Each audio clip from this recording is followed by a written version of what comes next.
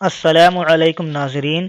मैं मोहसिन इस्तकबाल करता हूँ आपका Mohsin Zaheer computers YouTube channel में। दोस्तों, अगर आप भी कंप्यूटर सीखना चाहते हैं तो आप हमारे इस चैनल को सब्सक्राइब कीजिए और साथ ही में बेल आइकन को दबा दें ताकि जब भी हम कोई नई वीडियो अपलोड करें तो उसकी नोटिफिकेशन आप तक पहुँच जाए। दोस्तों, आज मैं इन पेज का पार्ट नंबर 19 लेकर हाजिर हूँ, जिसमें आज हम जानेंगे एडिट मेनू में प्रेफरेंस कमांड के डॉक्यूमेंट ऑप्शन को। तो आइए शुरू करते हैं। हम यहाँ से इन पेज को खोल लेते हैं और हम जाते हैं एडिट मेनू में। इसके बाद हम जाते हैं प्रेफरेंस पर और फिर यहाँ से डॉक्यूमेंट पर क्लिक करते हैं। क्योंकि आज का हमारा टॉपिक डॉक्यूमेंट ही है। डॉक्यूमेंट कहते हैं कागजात को, फाइल्स को। इसकी शॉर्टकट की है Ctrl+F11, यानी कि आप कीबोर्ड से Ctrl+F11 दबाकर भी यहाँ पर पहुँच सकते हैं।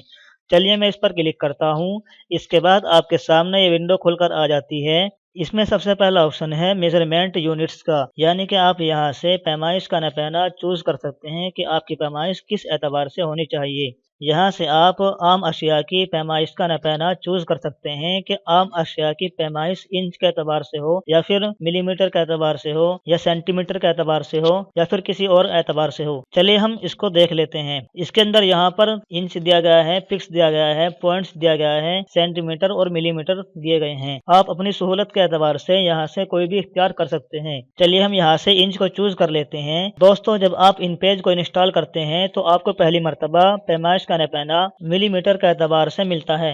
उसको आप यहाँ पर जाकर इंच के एतबार से कर सकते हैं। आइए दोस्तों देखते हैं कि नपैने के फर्क होने की वजह से क्या इफेक्ट पड़ता है। मैं यहाँ से इंच पर क्लिक कर देता हूँ और फिर ओके पर क्लिक करता हूँ।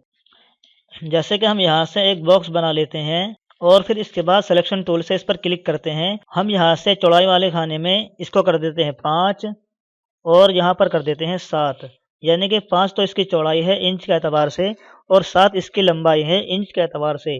और फिर मैं जैसे ही यहाँ पर एंटर मारता हूँ तो देखिए दोस्तों, ये बॉक्स इंच के एतबार से आपको इतना बड़ा दिखाई देगा, क्योंकि इंच के एतबार से इसकी पैमाइश 5/7 है। लेकिन अगर हम इसको सेंटीमीटर के एतबार से 5/7 करते हैं तो ये छोटा हो जाता है, क्योंकि सेंटीमीटर इंच से छोटा होता है। चलिए हम इसको एडिट मेनू में यहाँ से डॉक्यूमेंट पर जाकर सेंटीमीटर के एतबार से कर देते हैं और फिर यहाँ पर ओके करते हैं। इसके बाद जैसे ही मैं यहाँ पर लिखता हूँ 5 और फिर यहाँ पर लिखते हैं 7 और फिर जैसे ही एंटर मारते हैं तो देखिए दोस्तों, सेंटीमीटर के एतबार से 5/7 करने पर बॉक्स इतना बड़ा हो जाता है। और अगर हम इसको यहाँ से एडिट मेनू में जाएं, प्रेफरेंस में जाएं, इसके बाद डॉक्यूमेंट पर क्लिक करें और यहाँ से हम इसको मिलीमीटर कर दें और फिर ओके पर क्लिक करें। फिर हम यहाँ से चौड़ाई वाले खाने से इसको कर दें 5 और लंबाई वाले खाने से कर दें 7, फिर एंटर मार दें। तो देखिए नाजरीन, ये बॉक्स अब मिलीमीटर के एतबार से इतना बड़ा हो चुका है। चलिए मैं इसको यहाँ से डिलीट कर देता हूँ।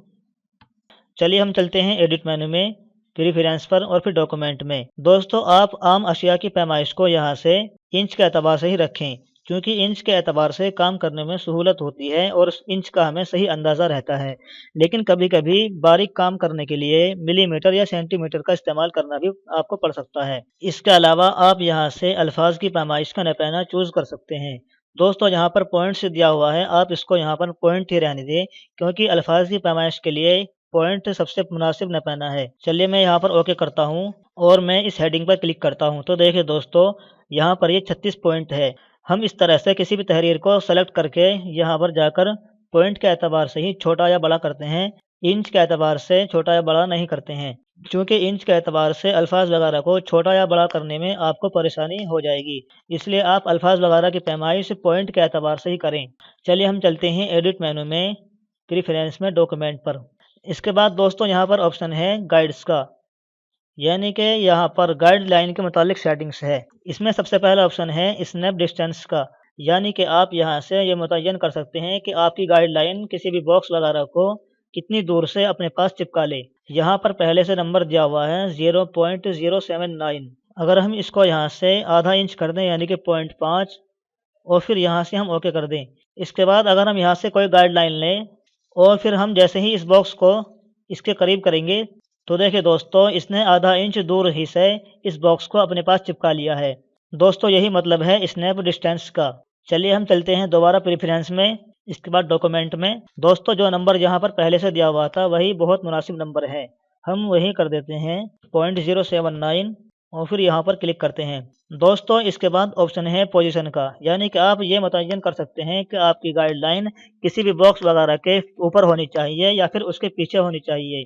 जैसे कि हम इसको करके देख लेते हैं। मैं यहाँ पर ओके पर क्लिक करता हूँ और हम यहाँ से एक बॉक्स बना लेते हैं और फिर हम इसको यहाँ से कलर कर देते हैं वाइट वाला।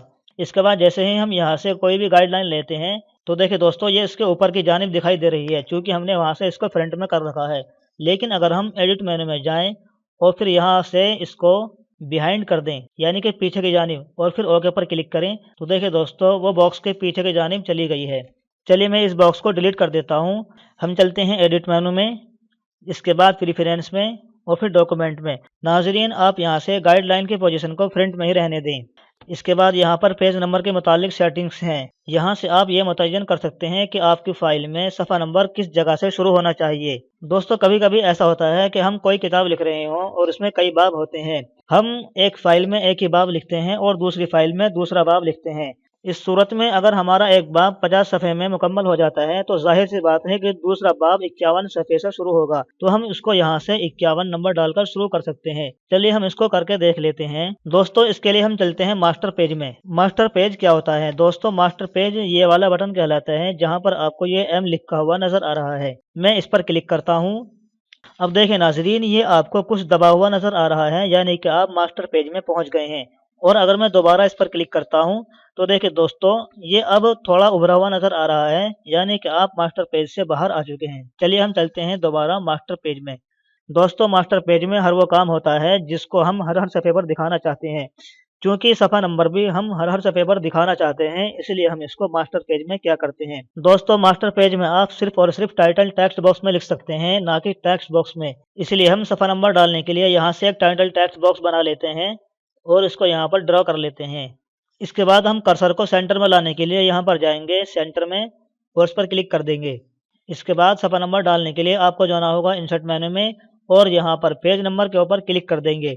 इसके बाद आपको यहाँ पर हैश का निशान दिखाई देगा, इसको आप ऐसे ही रहने दें क्योंकि यहाँ पर इसी तरह से दिखाई देता है। चलिए हम इसको सेलेक्ट करके यहाँ से इसका साइज़ कर देते हैं 18।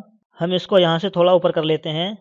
अब हम यहाँ पर क्लिक करके दोबारा आ जाते हैं मास्टर पेज से बाहर। तो देखिए दोस्तों यहाँ पर फाइल में सफ़ा नंबर 1 हो चुका है और जैसे ही मैं यहाँ पर क्लिक करके अगले सफ़े में जाता हूँ तो देखिए दोस्तों यहाँ पर भी सफ़ा नंबर लग चुका है, यानी कि आपकी फ़ाइल में कुल 30 सफ़े हैं।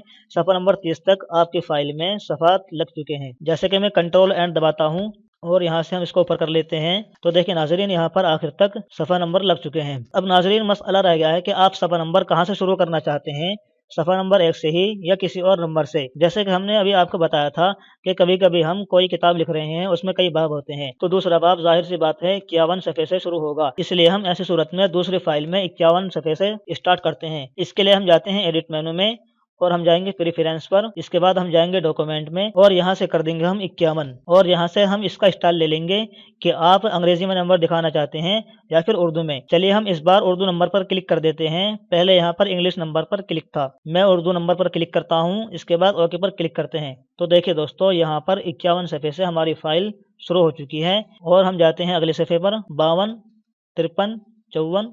तो इस तरह से आपकी फ़ाइल में सफ़ा नंबर 51 से नंबरात लग चुके हैं और चूंकि हमने वहां से उर्दू नंबर कर दिया था इसलिए नंबरों का स्टाइल भी उर्दू नंबर में हो गया है। हम चलते हैं एडिट मेनू में और फिर प्रेफरेंस पर, इसके बाद डॉक्यूमेंट पर क्लिक करते हैं। दोस्तों इसके बाद यहाँ पर ऑप्शन है पेस्ट बोर्ड साइज का। पेस्ट बोर्ड किसे कहते हैं नाजरीन, आप यहाँ पर ये देख रहे होंगे ये वाली जगह, ये वाली, इसी को पेस्ट बोर्ड कहा जाता है।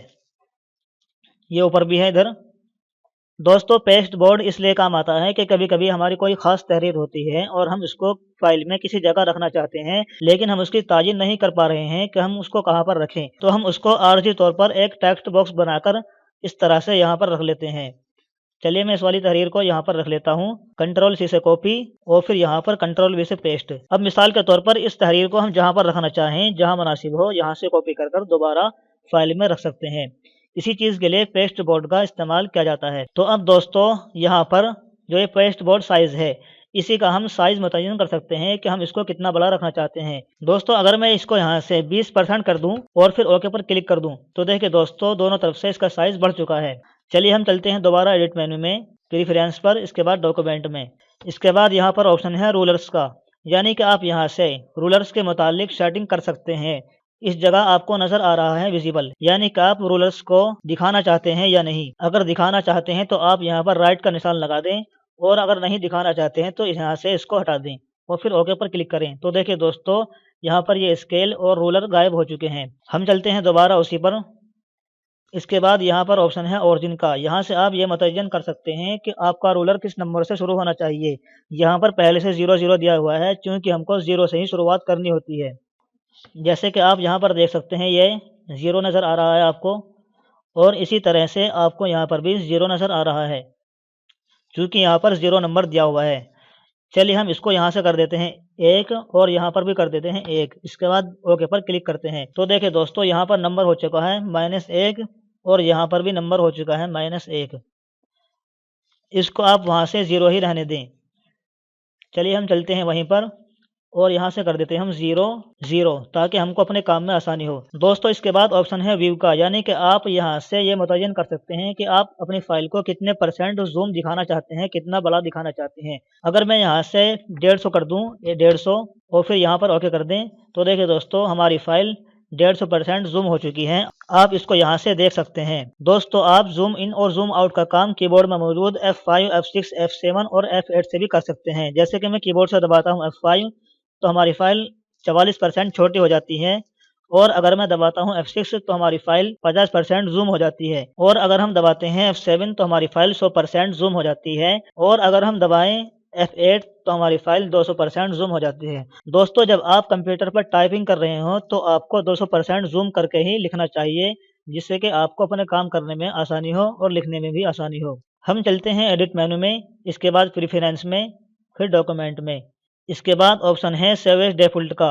इसका मतलब है फितरी तौर पर महफूज करें, यानी कि आपने इस बॉक्स में जितनी भी सेटिंगें की हैं उसको आप हर बार यही दिखाना चाहते हैं। जब भी आप नई फाइल खोलें इसी तरीके से आपकी सेटिंगें रहनी चाहिए, तो आप इस ऑप्शन पर क्लिक कर सकते हैं। इसके बाद ये सारी सेटिंग्स आपको हर नई फाइल में दिखाई देंगी। जैसे कि हम यहाँ पर सेव एज डिफ़ॉल्ट पर क्लिक करते हैं और फिर ओके पर क्लिक करते हैं। अब हम जाते हैं नई फाइल में, यहाँ से हम करते हैं ओके पर क्लिक। अब देखिए दोस्तों, जैसे ही मैं जाता हूँ एडिट मेनू में और यहाँ से हम क्लिक करते हैं डॉक्यूमेंट पर, तो देखिए नाज़रीन वही सारी सेटिंगें यहाँ पर दिखाई दे रही हैं। तो नाज़रीन आज के लिए इतना ही, खुदा हाफिज़।